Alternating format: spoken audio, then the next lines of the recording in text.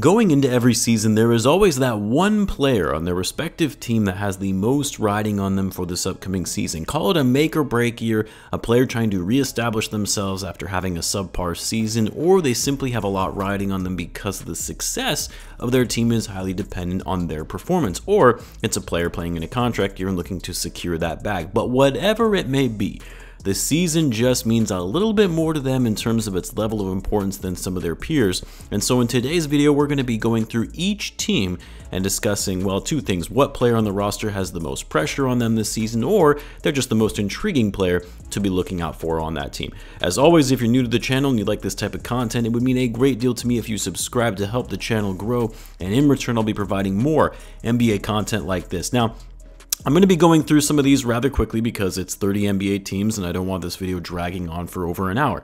But in no particular order, let's start with the Milwaukee Bucks, which is a team as a whole has a lot of pressure on them because of some of the recent comments that Giannis has made about not committing to signing an extension unless the team builds what he feels is a legitimate team to win a title. So for the Bucks and the front office, it's about proving to Giannis that they are still one of the best teams in the East and have the pieces around Giannis to support him in winning more championships. And while I'm sure some would say it's actually Giannis that has the most riding on him this season because of the fact that he got bounced in the first round of the playoffs as a #1 seed last year, for me it's actually Jrue Holiday. Holiday still has a player option on the final year of his deal next season. He's 33, had an incredible season last year, by the way, was an all-star, but Holiday and how he shows up is critical not only for himself and a potential future contract, possibly his last big one of his career, but also critical for the Bucks and whether or not this crew ends up staying together. Giannis is going to be Giannis. He's going to do his thing, be an MVP level player, but Holiday is the glue and the engine that makes this team run. And while he's still playing at a high level, a great two-way player, you also have to think about if there is a possibility that he starts to decline and how that's going to impact the future of this team if Giannis takes a look around and says, yeah, these guys once helped me win a championship a few years ago, like Holiday, Chris Middleton, Brook Lopez, but now they're all getting past their primes, and he may start to look elsewhere. And it's Holiday that could be that domino that enables all of this to fall depending on how he performs this season. Let's do the Cleveland Cavaliers next, a team that has been making an all-in push, trading away a good amount of their future like they did for Donovan Mitchell, signing Max Strus to a sizable contract. They lost badly in the first round against the Knicks last season, so as a team, they have a lot to prove.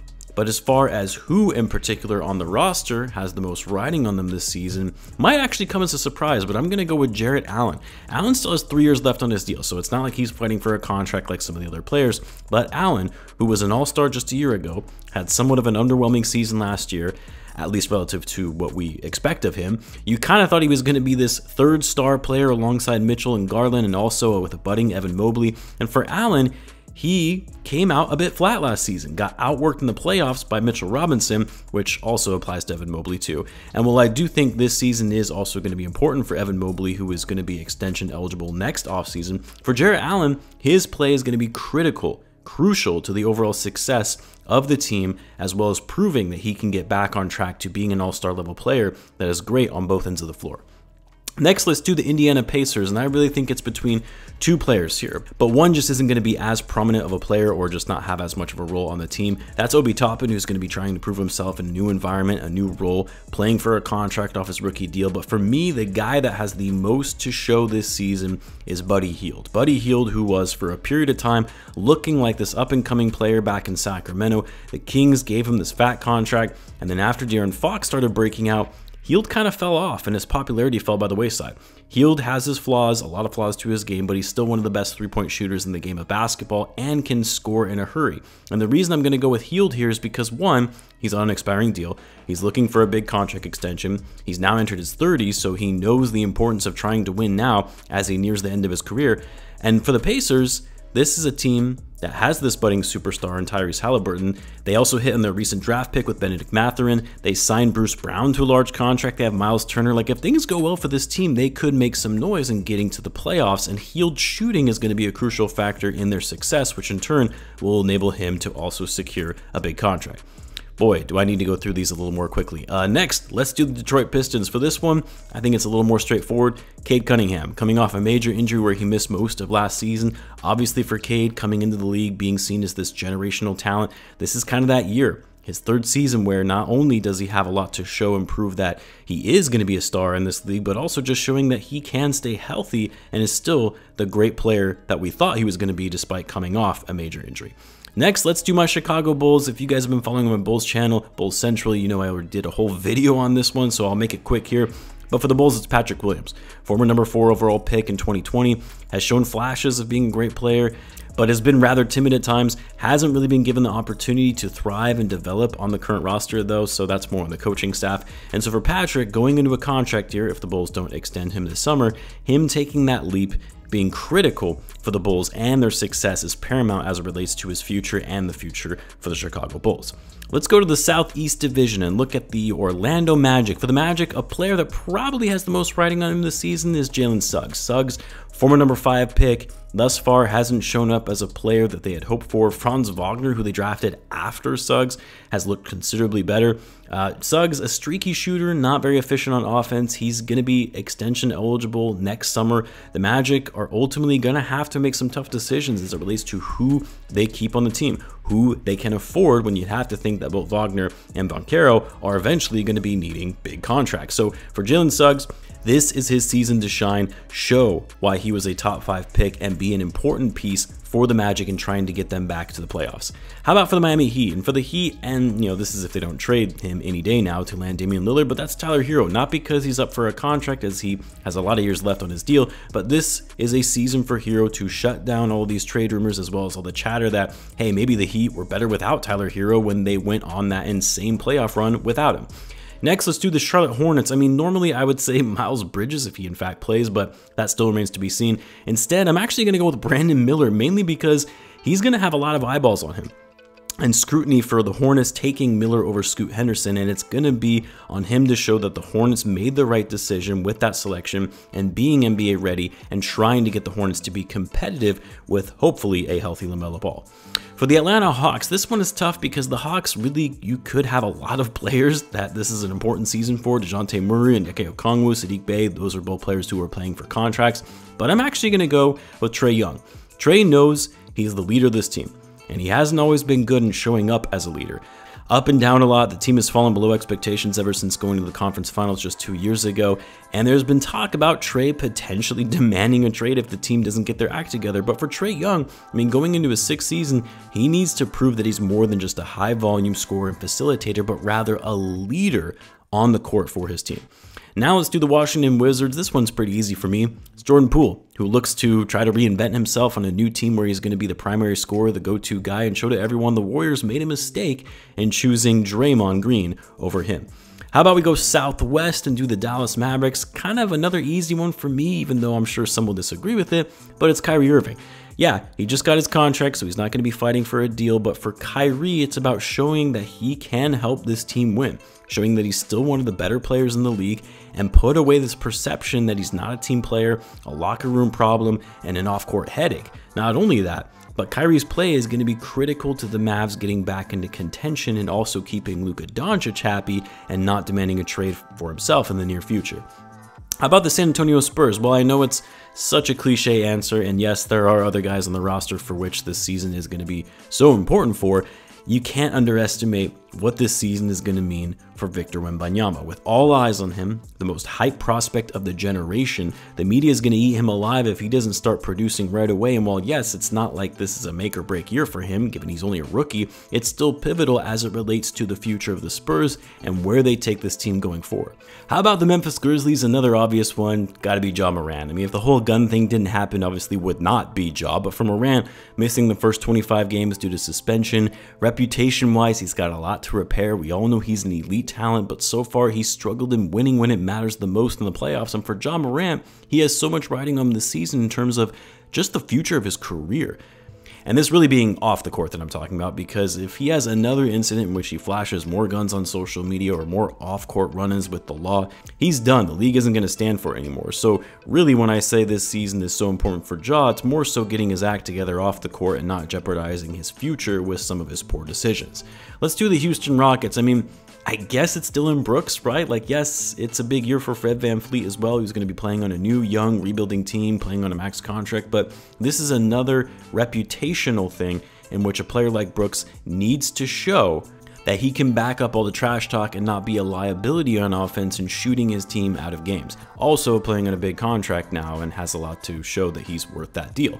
And then the New Orleans Pelicans. Has to be Zion Williamson. For such a hype prospect, loads of talent and potential, and every season you think he's finally going to break out into this superstar that we all thought he was going to be, gets injured, or people start talking about how much weight he's put on. I mean, dude is going to be going into his 5th season and has only played 114 games in the NBA, not even half of the available games for him.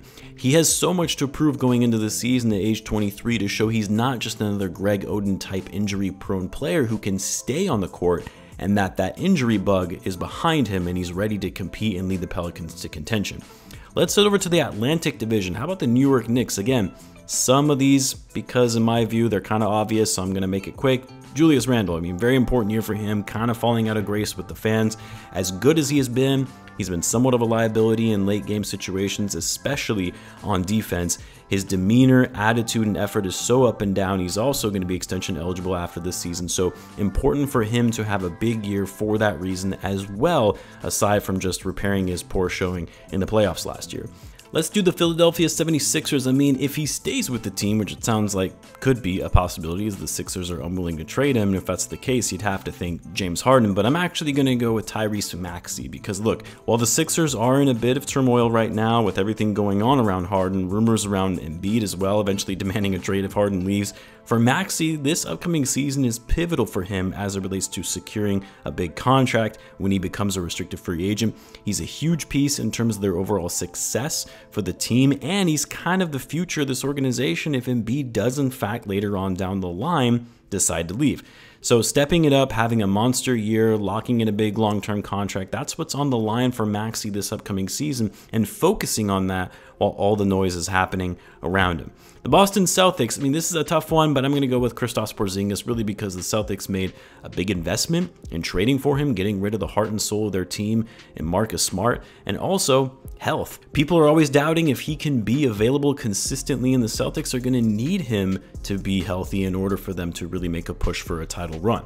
The Brooklyn Nets, there are a few guys you could put here as far as how important this season is going to be for them, but you'd have to think Ben Simmons is at the top of the list in terms of finally reestablishing himself as one of the better defenders in the league, as an all-star level player, and also just because he keeps talking about how he's going to have this monster comeback and likes to remind everyone of all of this with his off-season workout videos. Time to actually show that on the court this season when the stakes actually matter. For the Toronto Raptors, while I want to say Scotty Barnes, who is coming off kind of a sophomore slump season, I don't see how you can't say Pascal Siakam here, who might get traded, but playing in a contract year. He's going to be 30 soon. Big season for him in terms of where he takes his career from here, what team he potentially wants to play for if he reaches free agency next summer, and what kind of contract he's going to be looking to secure based on his play. Let's do the Pacific Division, starting with the Warriors. Kind of easy. Klay Thompson, last year of his deal, hasn't been the same player since coming back from injury. This is a big year for him in terms of keeping the Warriors' core intact and also playing for a contract. The Clippers, Kawhi Leonard. Him and Paul George are kind of neck and neck because the success of the team is so dependent on them being healthy, which they haven't been able to do. And for Kawhi, who has a player option next summer, he's 32 now, this season is going to be one of those few chances he has left at making another run at a title and showing he's still one of the best players in the world. The Lakers, gotta be Anthony Davis when you simply consider the fact that his health is so critical for that team and the fact that they just offered him this big contract extension to really be the face of the franchise post LeBron.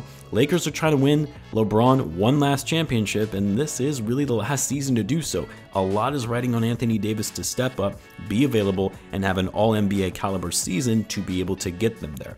Let's do the Kings. This one is tough because I don't think there is any one player in particular that sets them apart from the rest of this roster in terms of the criticality of them as an individual player and what this season means to them the most.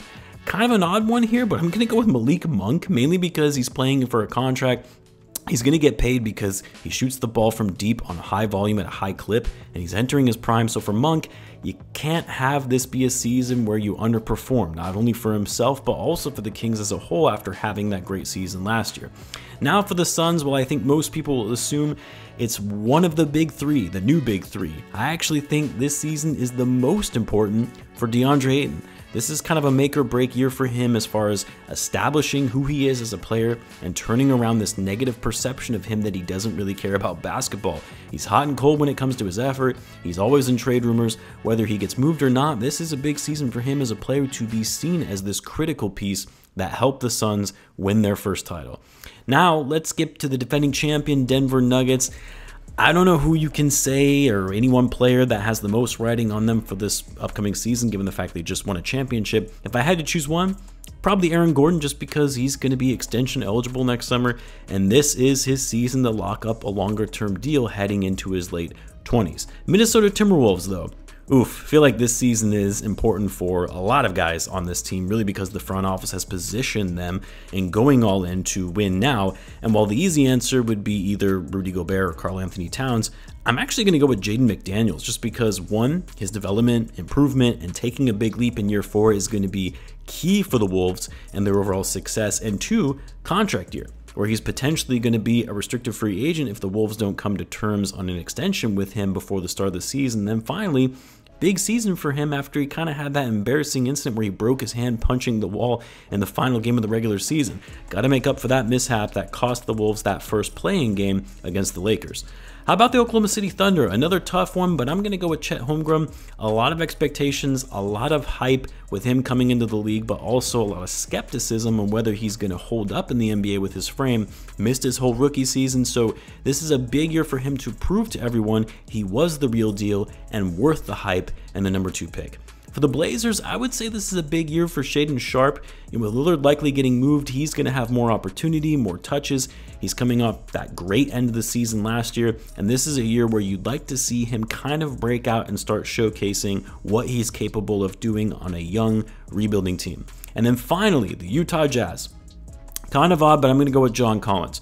After being in trade rumors for what seemed like 3 years now, finally gets traded, gets a new environment, new culture to sort of reinvent himself and get more opportunities on a younger rebuilding team to hopefully get back to what we saw in the earlier days of his career in Atlanta. Boy, this video was way too long. Let me know in the comments if you agree or disagree with any of these selections for the player in which this season is the most important for on their respective team. As always, be sure to subscribe, and I'll see you in the next one.